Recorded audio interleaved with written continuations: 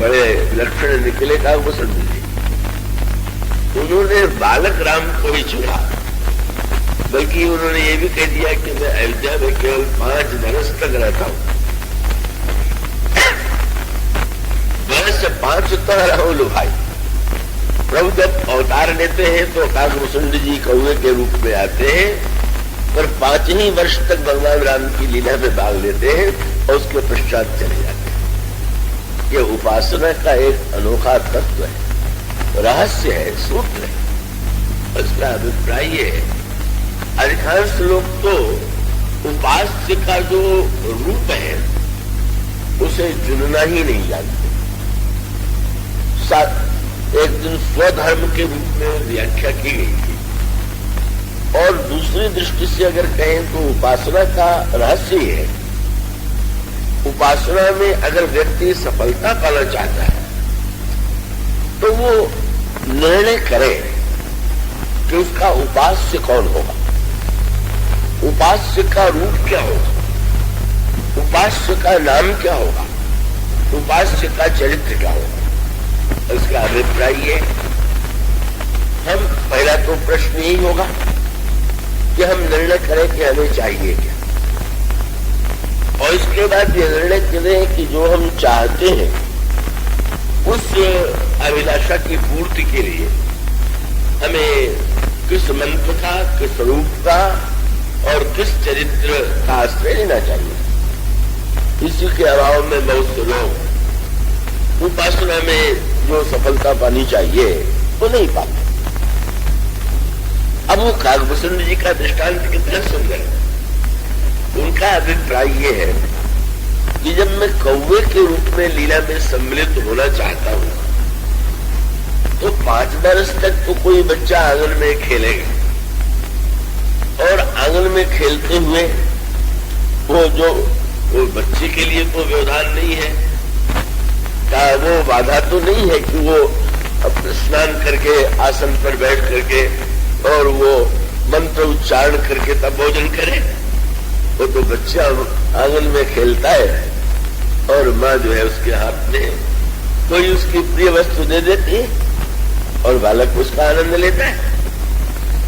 और उसका अभिप्राय ये है कि उन्होंने निर्णय किया कि अब कौवे के रूप में जब प्रभु 5 वर्ष के बाद पाठशाला पढ़ने जाएंगे तो मैं वहां पर कोई घुसने नहीं देगा कि मैं कौवा बन करके, मैं कौवे के रूप में 5 वर्ष तक तो बच्चे के साथ आंगन में कौवे दिखाई दे जाते, और पाठशाला में बोले आगे की लीलाओं में मेरा रहना उपयोगी नहीं।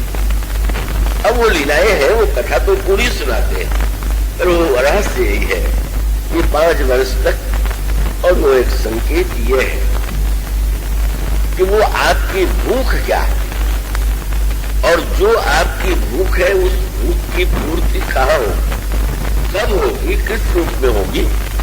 और इसलिए ये जो वसुंधरी जी है केवल 5 वर्ष तक का बालक के रूप में मानो उनको ऐसा लगता है कि जो वस्तु मैं पाना चाहता हूं का वो बालक से पाना जितना सरल है, और कौवे के प्रवेश के लिए कौवे का प्रवेश अन्यत्र नहीं, वे चाहे तो अन्य रूपों का आनंद ले सकते, पर उनको ऐसा लगा कि न हमें तो इसी रूप में पाना है और प्रभु का प्रसाद ही पाना है, तो इसलिए वो इस लीला में सम्मिलित होते हैं। तो उसका बहुत अगर मैं विस्तार करूंगा तो शायद यह इस प्रसंग में नाम महिमा से दूर चला जाऊंगा। संकेत इतना है कि वसुंधरी जी नित्य इस प्रकार का आनंद लेते रहते हैं। एक दिन ऐसा दृश्य हुआ कि कौशल्या अम्मा ने रस में मालपुआ बनाया, रस से भरा हुआ वो मालपुआ लेकर के और श्री राम के पास आई, और श्री राम जब उन्होंने दे दिया तो वसुंधरी जी तो ये निश्चिंत थे, ये प्रसाद तो मुझे मिलने ही वाला है। और कोई विचार हुआ कि उस दिन तो जब प्रभु ने मालपुआ मुख से लगाया तो आज तो नई बात हो रही है, निमंत्रण भी दिया जा रहा है। तो जूठन गिरा और उठा के मैं ले लेता था, पर स्वयं मालपुआ दिखा करके आपको निमंत्रण दे रहे, पर उनके आश्चर्य तब नहीं रही। जो ही वो वसुंधरा जी का प्रभु के पास पहुंचे, प्रभु ने अपना हाथ निमंत्रण दिया, बुलाया, और बुलाने के बाद फिर हाथ तो वापस ले थोड़ा सा दूर चले गए तो फिर मालपुआ दिखा दिया।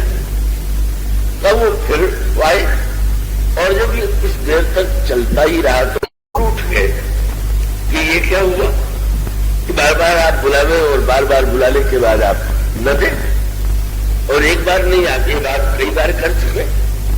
साथ साथ सोचने लगे, जो ईश्वर इतना उदार है कि वो सब कुछ दे देता है, वो इतना कृपण कब से हो गया। मालपुए का एक टुकड़ा देने में भी उसको लग रहा है कि इसको हम नहीं देंगे, और तब और दूर चले गए। वसुंधरा जी दूर चले गए तो भगवान राम रोने लगे। अब भगवान राम रोने लगे तो लगा कि वो मेरे लिए रो रहे हैं, तो बात पड़े तो अब आशा हुई कि अब तो देंगे, पर फिर वही समस्या, जब देने की बात आई तो फिर नहीं दिया। तो उन्होंने उस लीला का वर्णन गरुड़ जी से बड़े भाव भरे शब्दों में किया। उन्होंने कहा, क्या बताऊं, राम कृपा आपन जड़काई, कौन खगेश सुनो मन लाई।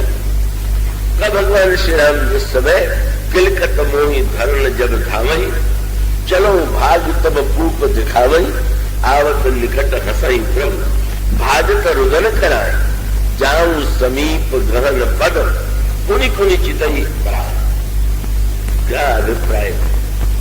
प्रारंभ में तो भगवान राम की ये बात देख करके भ्रमित तो हो गए, सोचने लगे कि वो सच्चिदानंद ईश्वर क्या कर रहा है। पर वो बाद में तो उनको लगा कि ईश्वर की जो प्रत्येक लीला होती है वो तो उसके पीछे उसका उद्देश्य होता है, और उद्देश्य यह है कि भगवान जब मालपुआ दिखावे, मालपुआ एक मीठी वस्तु है जिसके प्रति व्यक्ति को स्वाभाविक रूप से उसको प्रियता और आकर्षण की अनुभूति होती है। तो ये मत मान लीजिए कि सर्वदा मालपुआ ही दे देंगे, कभी कभी उनके मन में दूसरी मौज आ जाती है, बोले आज तो भाई क्या ये कुछ नई ही वस्तु उसको देंगे।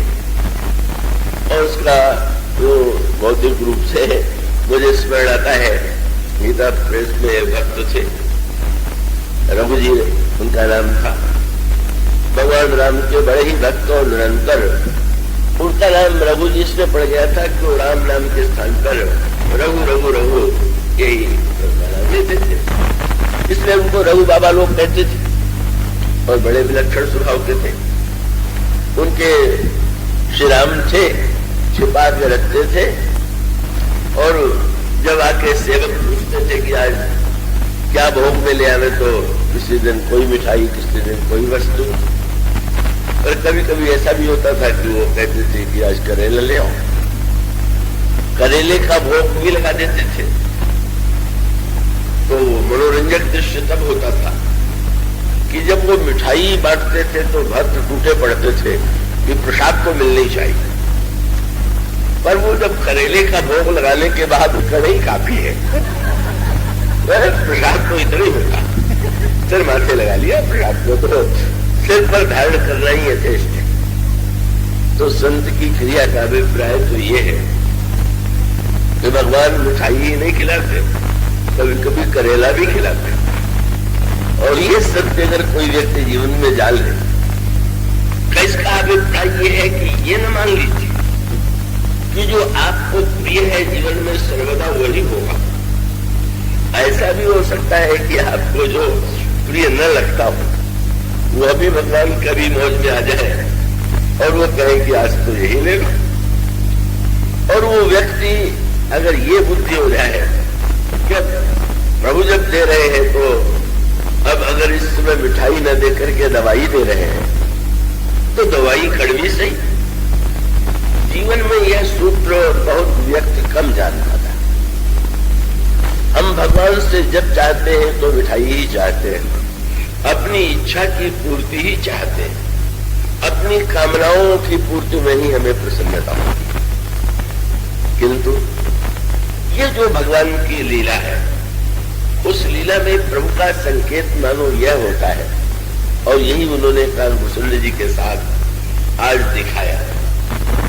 उन्होंने कहा आज तक तुमने बहुत प्रकार के प्रसाद मेरे आप तुम्हें मिले और तुमने उसका रसास्वादन किया, पर इस मालपुए के स्थान पर आज मैं तुम्हें जो देने जा रहा हूं उसको लेना भी बहुत आवश्यक है। और वो सचमुच जो वस्तु उन्होंने दिया वह तो ये जो प्रसाद था उससे भी बड़ा प्रसाद था। तो वो प्रसाद की जो व्याख्या की गई है गीता में और शास्त्रों में, तब प्रसाद है क्या? और प्रसाद की व्याख्या करते हुए कहा गया प्रसादस्तु प्रसन्नता, और प्रसन्नता का अर्थ भी वह भी दो बात है। एक तो प्रसन्नता का अर्थ है कि आपके मन की कोई बात हुई आप प्रसन्न हो गए, पर संस्कृत साहित्य में प्रसन्न शब्द का अर्थ किया गया है निर्मलता। रामायण में भी इस शब्द का प्रयोग इस अर्थ में आप पाएंगे, मन प्रसन्न निर्मल नव आशा। तो ये जो प्रसन्नता है वो निर्मलता के अर्थ में, और इसका अभिप्राय ये है प्रसाद को इतना महत्व क्यों दिया जाता है।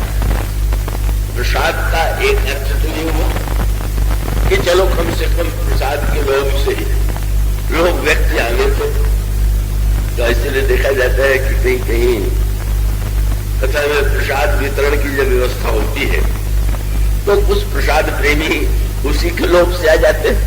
आ जाए तो अच्छा ही है, उसी के लोग से आ जाए तो प्रारंभ में प्रसाद जो होता है वो तो मिठाई होती है, पर धीरे धीरे जब व्यक्ति प्रसाद का सचमुच रस लेगा तो उसकी अंतिम परिणति ये होगी कि उसका अंतःकरण शुद्ध हो जाएगा, निर्मल हो जाएगा, पवित्र हो जाएगा, और न जाने कितनी वृत्तियां समाप्त हो जाएगी।